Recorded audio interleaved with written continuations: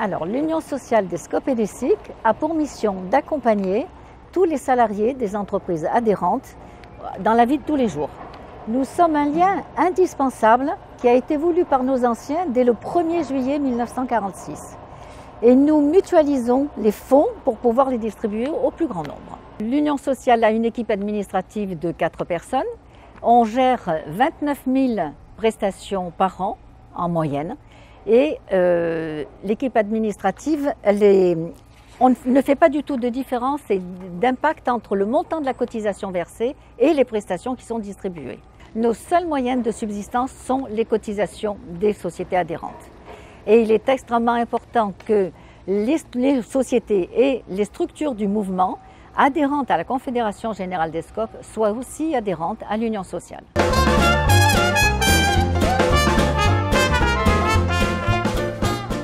On a un catalogue de prestations qui est quand même assez riche puisqu'il part, si vous voulez, de l'aide naissance et qui va jusqu'au décès. Donc ça a un parcours tout au long d'une vie. Il y a aussi bien les aides vacances, effectivement, avec les colonies, les vacances pour les adultes également. Il y a alors tout en ce qui concerne l'école, ça va de la rentrée scolaire jusqu'aux études supérieures. C'est un catalogue qui est quand même assez riche. Et on a bien sûr après des prestations un petit peu différentes pour tout ce qui est enfants handicapés ou malades ou décès.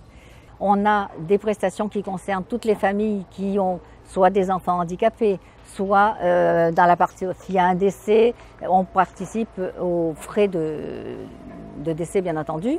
Et on a également, par exemple, un coopérateur ou une coopératrice qui veut prendre un congé parental, on intervient aussi bien que pour un parent isolé. Et en dehors de ça, on a alors vraiment des secours exceptionnels qui sont gérés par la commission sociale et qui étudient avec bienveillance toutes les demandes que l'on a. Là, la liste n'est pas du tout limitative. On étudie vraiment au cas par cas.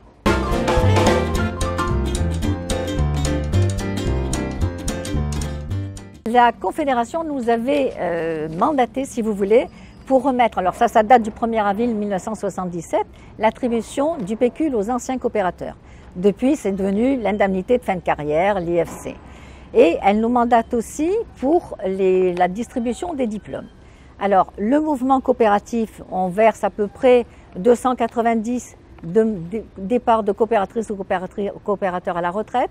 Et le président confédéral nous mandate pour remettre la médaille et un diplôme à tous les coopérateurs pour récompenser la fidélité au mouvement durant au moins 25 ans ou alors par exemple pour l'anniversaire d'une SCOP.